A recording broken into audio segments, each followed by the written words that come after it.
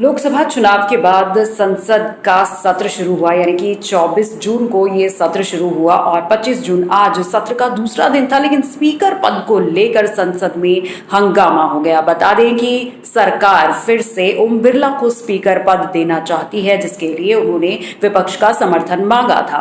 राहुल गांधी का कहना है कि इस मामले में राजनाथ सिंह ने मल्लिकार्जुन खड़गे को फोन करके ओम बिरला का स्पीकर के पद के तौर पर समर्थन मांगा था। लेकिन उस पर खड़गे जी ने कहा कि अगर आप ओम बिरला को स्पीकर बनाने में विपक्ष का समर्थन चाहते हैं तो उपसभापति यानी कि डिप्टी स्पीकर का पद जो है वो विपक्ष के किसी सांसद को, किसी नेता को देना होगा। इसके बाद राजनाथ सिंह ने कोई जवाब नहीं दिया और अब ये बात सामने आई है कि संसद में स्पीकर पद को लेकर कल चुनाव होगा। जी हां, कल 11 बजे स्पीकर पद को लेकर संसद में चुनाव होगा। तो ये भी बता दें कि जहां एनडीए की तरफ से ओम बिरला स्पीकर पद के लिए उतारे गए हैं, वहीं इंडिया ब्लॉक ने एमपी के सुरेश को स्पीकर पद के लिए उतारा है।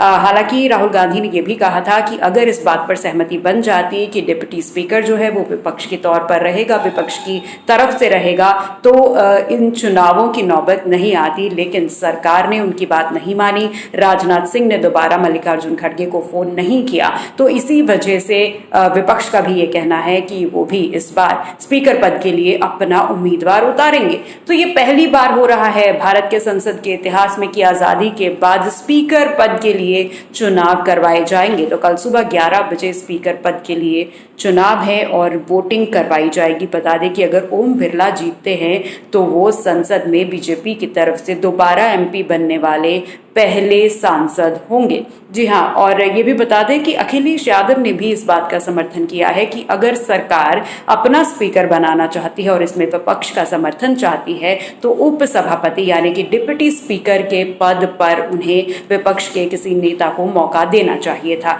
हालांकि इस बात पर बातचीत हुई, लेकिन बातचीत किसी सिरे पर नहीं पहुंची। इसीलिए अब ये बड़ी खबर आ रही है कि कल 11 बजे संसद में स्पीकर पद के लिए चुनाव होने हैं। अब सबकी नजरें इसी पर टिकी हैं कि आखिरकार इन चुनावों में जीत किसकी होगी। जहां एनडीए की तरफ से ओम बिरला चुनाव में खड़े हैं, यानी कि वो पहले भी स्पीकर रह चुके हैं, पिछली टर्म के भी स्पीकर रह चुके हैं, और इंडिया ब्लॉक ने अपने एमपी के सुरेश को इस बार स्पीकर पद के लिए उतारा है। तो कल सुबह 11 बजे सबको इंतजार है कि ये चुनाव किसके पक्ष में जाते हैं।